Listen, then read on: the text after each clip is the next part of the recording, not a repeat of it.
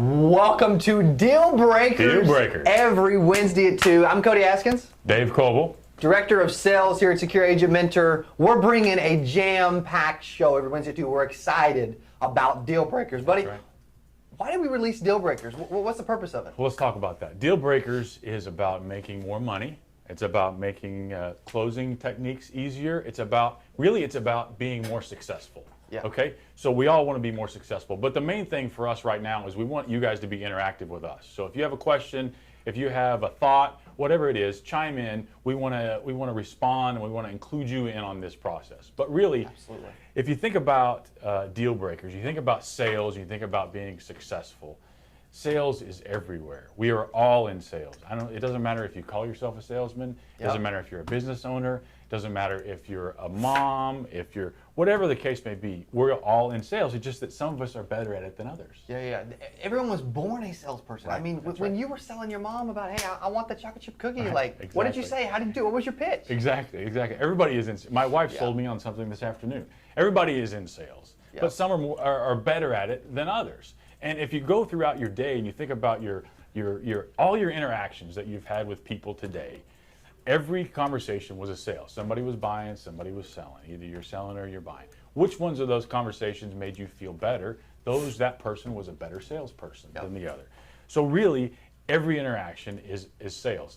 Now, some people are better at it than others. Some people are talent. They sell on talent. They sell on being able to talk to people. Some people sell on their process. They know that if I say this, if I do this, then I know what the reaction is going to be. And so then they're selling on processes. Then there's people like you who have both. They have the talent, they have the process. Come on, man. Right?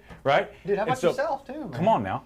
So really what we're trying to do here is we're trying to find where you are. Is it that you need a little help in the process? Yep. Is it that you need a little help in the psychology of sales? Always. You know, the talent side of it, the reading people, the knowing how to react when something happens. So the combination of those two things, where are you and where do you want to be and where do you need help with? Because we're here to help. There's a lot of moving parts. There's a lot of moving parts. How do they know who they are, what they need help with, which type of salesperson they are? Right. Like Brian Tracy, one of the first audiobooks I ever listened to was Art of Closing the Sale. He thinks some people can only sell either a tangible or intangible. I don't agree with that. No. But some people, like you said, they're just natural. Yeah. Or they need a system. Yeah. Or they think they're too good and then they're not great because they don't have a system. Right, You know? So, exactly. Some people, you see those that have all the talent in the world, they can sell anything. And those are the ones that are always mediocre because they have up months, then they have down months. We've all worked with them, we've all seen them. They know that they can fail today and go out tomorrow and make as much money as they want, it doesn't matter. So it's all based on talent because they have no process. Where does a person fit? Where do you know? You know, knowing yourself is crucial to this. Yeah. Knowing what you're good at, what you're bad at. Looking at your successes, looking at what you did right, and then studying that. And how can I reproduce that? Being able to reproduce a model is huge. It's huge. You've done it many times over. I've done it. Being able to reproduce something that works. So what we're going to talk about is really trying to narrow down on some things that work. Some things that work that I've seen that work, that you've seen that work. Now I won't pretend to know everything there is to know about sales. Me neither. I learn every day. Always. I learn every day. I learned something this morning in the sales meeting. Yeah. We have a sales meeting every morning. We're always learning. Every day we got to learn, we got to get better. I want to challenge them. If you think you're perfect at sales, dude, close your phone. Close your computer. If you think you can't get any better, You can't get any better. don't listen. Don't listen. And don't listen to anyone ever. Right? They're not. Yeah, they're not anyway. They're not so yeah, listening to exactly. anyone ever. Everyone can improve, and that's what Deal Breakers is all about. Deal Breakers is about making you better. Dave says it all the time in our meetings and everywhere all around the office. Making you better today than you were yesterday, tomorrow better than you were today. And so we're going to focus on sales. We're going to focus on closing. We're going to focus on the ins and outs, the things you can say, your pitch, your state of agreement. Right. When someone says, I hate your freaking guts, What do you say? what do you say? All right, let's dig into it, right? do So it. let's talk about it. And again, if you have any questions, you have any comments, get in on this. Yep. We want to respond to what you guys have to say. But let's talk about what do you do when you get the objection? It doesn't matter what the objection is. Yeah. What's your thought process? What do you do when you get the objection? What's the first thing that pops into your mind when you get an objection? Agree. Agree. Yeah, it's not to create confrontation. That's like the first thing in my head, whether it's telesales, face-to-face, exactly that. I do want to jump into a quick question real quick. Okay. I just got on YouTube. Kelvia Grant on YouTube says, hey, do I need to do face-to-face before I learn to sell over the phone? No, I don't think so. I think you can learn from both ways. Some people are better on the phone than they are face-to-face. Yep. I think that I was much better face-to-face when I was younger. Yeah. I couldn't do anything on the phone. I think being on the phone is a learned timing. It is. It's a timing issue Yep. because you can't read the facial expressions, but timing is everything, and knowing when to push and when to relax, when to ask a question and when to wait is a little more tricky when it comes to the phone, but it's still a learned thing. 100%. Jimmy on Facebook just jumped in and said, he said when I said I hate your freaking guts, he said thank you. And by the way, my name is Cody Askins. So we appreciate all the engagement. That's what we're here for. We want to answer specific things. We're going to touch on some topics, some notes, but we love engagement. We love questions. We love responding. We love helping. Because what's the purpose of us doing a show if it's not answering your questions and not helping? You know, then shoot. Yeah, we're here to help. We're here to help. So back to objections. You think about agreement, and agreement Yeah. comes natural to you. You automatically agree when you hear something as like a red flag. Something comes up, and you're like, the first thing you do is agree. The first thing I do is I ask a question. Yeah. Even if it's a simple question like, why would you think that? Or, I don't understand. Can you explain what you mean by that? Kind of deflect or get more information. I want to get more information. I want to hear what's behind that. I want to hear what's behind the objection. Most times, and we all know this, but we forget. Because in sales, we hear an objection and we want to fight it. Oh, let me tell you why you're wrong. Wrestle them to the ground. Yeah, let me tell you why you're wrong. But really, they're giving you an objection and there's something else behind it. There's a question behind it. There's a meaning behind it. Or they're just throwing something out there to get you, off track, whatever it is. Exactly. But there's something behind it. I want to ask a question. I want to always be asking questions to find out exactly what you mean by that. Just tell me what you mean by that. You said the price was too high. What do you mean by that? Compared to what? You said no matter what objection it is, what do you mean by that?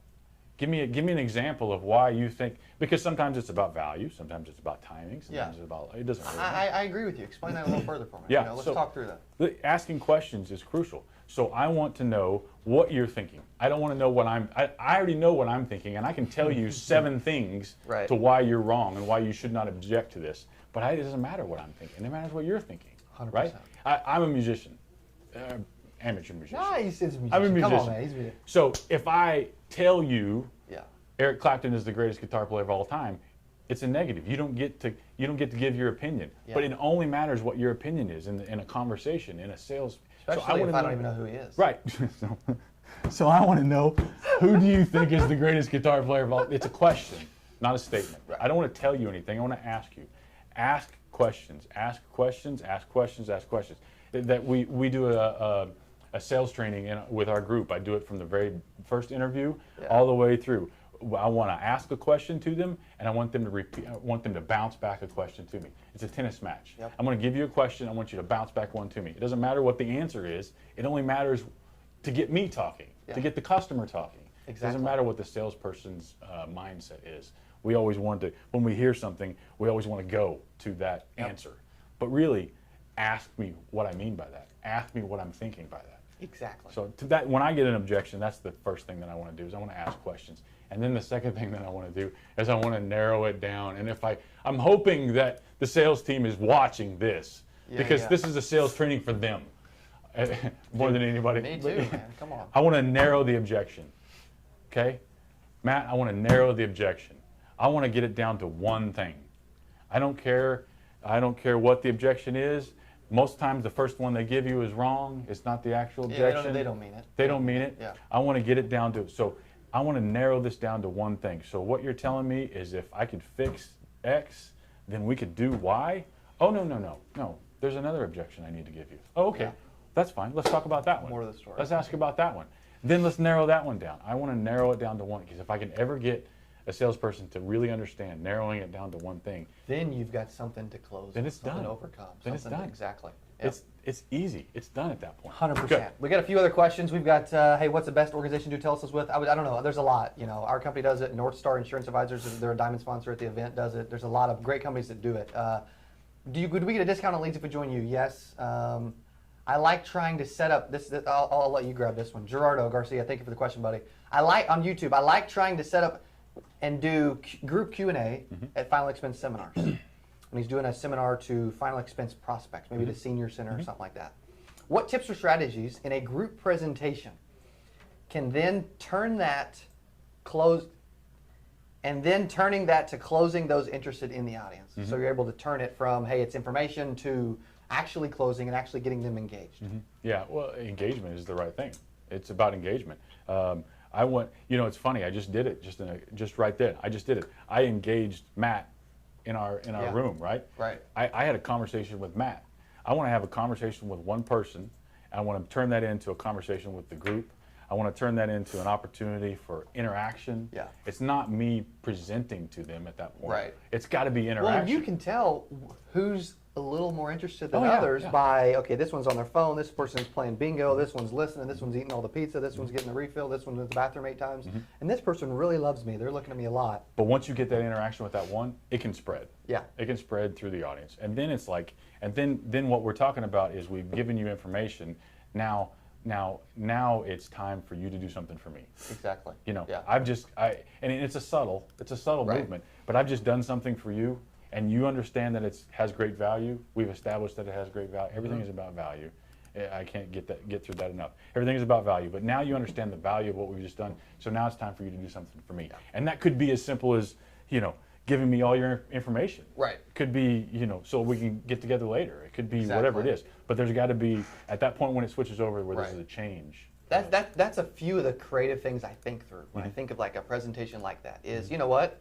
Engage with them, ask them their name, get them to interact, walk around a little bit, pinpoint some people, get people involved in your presentation somehow, give away something, engagement, and then at the end, ask them to take some action, ask them to fill something out, ask them to check a box that they're interested in. Everybody's got, you guys can use some help in some way.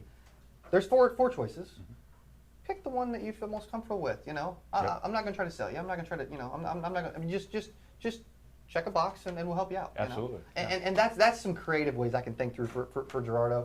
Hey, Aaron, how you doing, man? Good to see you. Aaron, this is another Garcia. This is a buddy of yours. I like that. Obviously, I end up needing to meet one-on-one sessions afterwards to quote them individually. Thanks. Yep, Jerry. 100%. Yeah, that's the goal.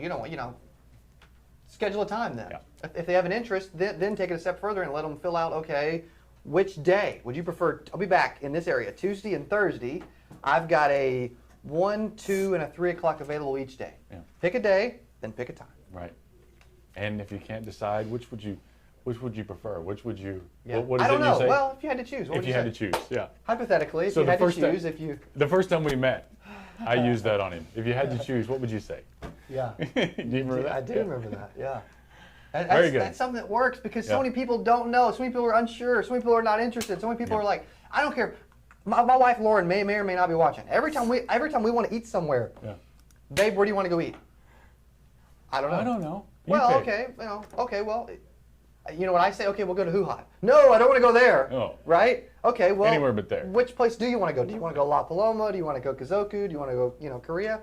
Give options. If you had to pick a place, where would you go? You had to choose what you said. She'll pick. Exactly. Yeah, she'll pick. Why does the psychology of that? Why does that work so well? Because it starts to narrow their mind. Well, because what they said was not necessarily true. They have some things in mind. They have some things that are off the list. They have some things that are on the list. Yep.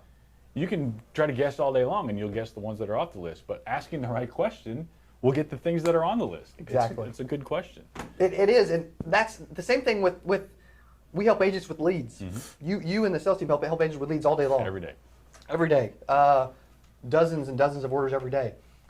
The biggest thing is that agents need to realize is those I don't knows that I get from my wife, or those not interested that you get from clients, or the clients say, I'm not interested. I already have coverage. I'm not sure. I don't have money. I don't have time. I'm broke. I hate your guts. Whatever. They don't even mean any of it. No. They don't know anything yet. No, they don't. Just ignore it. Do it tonight at the dinner table. Ask your kids, how was their day today? Okay. Ask them a different question. What was your best part of your day today? You'll have an answer. Exactly. Same question, different phrasing. I've always been taught that you can ask the same question over and over again as long as it's asked a different way or Yeah. accompanied with new information. That's right. Ask a different way. You'll get the answer you're looking for. If you guys don't know this stuff, you got to dig in. You got to know this stuff, right? Good. You're losing money if you don't know this. Good. 8% Nation. Check out the website. If you haven't seen this in the conference that's coming up, if you appreciate anything that we're talking about, this is a small sample of what's going to happen at the 8% conference coming up in October. Yeah. Tell them a little bit about that. Dude, we got some good stuff, man. We got some, dude, you want to get me jacked to get me jumping and running around? Yeah. Grant Cardone. Grant Cardone. One of the best salespeople on planet freaking Earth. That is Ray Lewis. Ray Lewis. One of those intense, motivational, Hall of Fame linebackers of all time. I'm going to need more coffee. Ridiculous. And to top it all off, we got a couple other really cool stuff, but to top it all off, it's at Titans. It's at the Nissan Stadium. It's at the Home of the Titans. Tennessee Titans. That's unbelievable to me. Do we think big here, or do we You- think big, man? You think big. Thanks. That's good, brother. I talked to somebody. I talked to the local guy. He owns Colton's here locally, and I can't say exactly what he said because it may not be appropriate for this. It was hilarious though. He's like, "Goodness gracious, you freaking think big, man." He's like, "Dude, you're insane." Yeah. Nah, Agree. Not insane. Dude. but I feel insane. it's not insane, but it's good. It's good. It's good. Absolutely. All right. I don't know if you know it or not, but we're having fun here. We'd love for you to interact with us. If you've got a question or if you've got a thought process that you want us to join in on, just please chime in. What's a deal breaker? What's something that somebody said and you didn't know what to say back?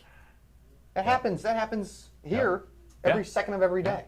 What's an example of something in your experience? What's an example of something that surprised you? I would say a surprise would be, and agents would really struggle with this. They struggle with a lot of stuff, but a lot of it you can just, they say I'm not interested, perfect. I want to make sure you get the free information. Right. I'm guessing you don't have it. Our underwriter will be out in your area Thursday. I want them to drop it off. So I'm assuming dropping it off is cool, right? Right. But to take it a step further, a lot of agents struggle with, I don't have any money. Yeah, that's what I was thinking of too. Budget. When you actually get down to, and you've narrowed it down to, I literally don't have any money. Yep. And it's funny because I have this whole theory on we spend money on what's important to us. We spend money on Whether we have it or not. And whether we have it or not, we spend money what's important to us. You can almost look at a person's bank account and tell what is important to them. It's embarrassing. We don't want to admit it. They could tell this place was important to me. Huh? Right, exactly. That's all I spend money on. Yeah. But truthfully, we spend money on what's important to us. And so in that situation, when I'm dealing with somebody, then it becomes about value. How valuable do you think this is? How valuable? Do you know this value? Do you understand this value? Then there's no amount of, there's no thing stopping you. Yeah. Then it's just a matter of trying to figure out how to get that money. That's the things that we would agree on is if the relationship is there, if we built enough rapport. I know it's cheesy, but it's true. If the relationship is actually there, if you're actually genuine, you actually care, the value's there. Yeah. They clearly had interest and they wanted it. They already had needed interest, it, and they could afford it. They, everybody can afford it. But it's about value. It's about value. I can give the example. Somebody buys a $20,000 watch. Somebody buys a $5 watch. We talked about this in the sales meeting this morning. Yep. They both tell time, but there's a different value. Or the Apple Watch. There's a different value established to it, or no watch. Or no watch. I can't even do a watch. All right, good. So what do we got here for interaction? Who's We've got Lauren says she is watching. Yeah, we got That's Lauren, good. Bethany, Sam, Mr. Sam from AmeriLife HPS. What's up, brother? Appreciate you joining, man. Yes. Oh gosh, look at that. Dude, yeah, we got a lot of engagement. We got more telesales. Our chargeback's going to put you upside down with telesales. If you do it properly, again, goes down back to relationship, value. If you actually take time, you're genuine, you care, then you can avoid, you can still keep it in the 75 to 85% range retention-wise. Sometimes even better sometimes. That's all the questions. I think we're up to date. We've had a lot of questions, a lot of interaction. What else can we answer? I want a real life scenario. Hey, I bought a lead from you, or I door knocked a lead, and they said, I'm not interested. I'm not interested. Or they call a lead. Well, okay. Say an agent calls in today and says, hey, Dave, I bought one of your leads, man, those final expense leads. One of them said they were not interested. Oh my gosh. Can you believe that? Are you kidding me? I thought these leads were good, Dave. Yeah. It cracks me up. For a lot of different reasons, that cracks me up. But number one is there's about 4 or 5 different layers of interest before the insurance agent actually gets that lead. I mean, the person saw it, the person clicked in, the person read about it, the person filled out the form, the person pushed submit. It goes to the agent, and then now they're not interested. Yeah. The agent maybe waited too long to call them because the person was sitting right there in front of the computer when they did it. It's a real-time lead. 100%. So, but really, I'm not interested. What are you not interested about? Yeah. Tell me what you're not interested about. I mean, ask me. And a lot of times we've said our name. We haven't said a company. Oh my gosh. We haven't even said why we called. Yeah. We haven't said, no, dude, I'm not interested. Like, you know, take me off your call list. We call insurance agents every day that ask us for leads. They ask us for leads. We call them back, and they say they're not interested. Right. Because they didn't hear anything that my sales guy said. They didn't hear. And you guys do some free coaching along with it. Seriously. Yeah, they didn't hear anything. They didn't hear the name. They didn't hear anything. We actually had one insurance salesperson on the phone said they weren't interested. We sent them an email. They opened the email and said, "Oh, I thought you were trying to sell me insurance. You didn't hear anything that I had to say." So really, it's just their first throw of a rebuttal, or their first objection, or their first instinct is when I don't recognize the number, I'm going to say I'm not interested. Right. Our job is to get right through that. Get right through that. You know, here's why I'm calling. Here's why you're interested. Here's what's happening. Here's what you need to know. You've got 3 seconds to get the next 10 seconds. You've got those 10 seconds to get the next 20 seconds. And you've got to do your darndest to get through that first 3 seconds and get right there to the next 10 seconds. Dave dropping deal breakers live on video. Hey, also, Fred says, hey, what if we use direct mail leads and they say I didn't fill out this card? You've got the card. Yeah. I'm gonna agree, answer, and ask guy. I don't know what it is. Everybody's different. Everybody uses different stuff. Miss Betty. Yeah.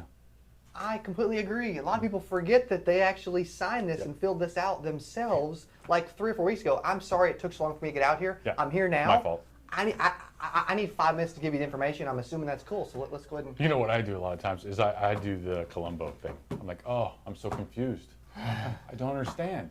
It says your name, and is this your signature? I don't. Oh. Then they're like, oh yeah, I did sign that. A lot of times it depends on the individual too. Yeah, some things work, some things don't work. It's like you've got options. You got this tool chest. Okay, what should I pull out at this moment? Exactly. And you can, and that when comes you can from start those processes. to feel that. Yes, that comes from those processes. Now, next week I want to talk about, and I want to save this for next week. But next week I want to talk about how to get up for the presentation. Yeah. You are the most up person I've ever seen. I am the doubt. I am the smooth, calm. Yeah. I'll be the calmest guy in the room. That's the kind of thing. You are up all the time, and I want to talk about how we do that and how I get up for things, how you get up for things, because you're a freaking light switch. And Dude, I want to flip it on. Yeah, baby. I know, right? So next week I want to talk about how to get up, how we prepare ourselves, our thought process before we get to the sale, before we get to the presentation or the call or the moment, or before we get up and look at ourselves in the mirror in the morning, whatever it is. 100%. I want to talk a little bit about that next week. I think that would be a great topic for next week. Because one thing that people don't realize, I know we're going to get into it next week, but dude, you got me thinking about it already, is positivity, enthusiasm, a freaking smile. Yeah. People want to buy from those types of people, Yeah. man. Yeah. At 19, cold canvas, door knocking, no sales experience, no insurance experience. Sometimes I didn't cut my hair, sometimes I didn't Pure shave. talent. Dude, I don't know, man. It was just, I was like, they're like, that dude is smiling, running up the freaking sidewalk, and like jumping up and down in front of my door. I guess I should talk to him, you know? Yeah. I kind of have to. You can almost will yourself into certain scenarios by being like that. And that's what we talk about, the difference between natural talent and process. What process works? You know, what works for you? But I really want to talk about the enthusiasm aspect, because it's been a big deal for me throughout my career. And when I'm right, I am right and everything works. And when I'm wrong with enthusiasm, nothing works. And there's just like, it's a baseline thing for success. It creates extra in confidence, too. Oh, man. We'll talk about that. It's good. Dude, I don't want to talk about next week stuff. Okay, All right, also, hey, real quick, though, what we want, what we both want, is we want to meet you at the 8% Nation Insurance Sales Conference. It's October 26th, 27th in Nashville. If you haven't heard about it, you have to be there. I apologize. 8%nation.com. It's our fault if you haven't heard about it. 100%, because I have not been talking about it enough if you haven't heard about it. Because I'm jacked. I'm excited. Grant Cardone's going to freaking bring it, man. October, man. I think I may even, I'll save it. I'll save it. 8%nation.com. Man, this has been fun. This is good. Let's do it again. Deal breakers with Dave. A lot of fun, buddy. We're going to get him back in the sales room, get him helping agents with leads. We're here if you need us. How can we help you? Secure Agent Mentor every Wednesday at 2. And we're back next week with positivity and enthusiasm. Make sure you are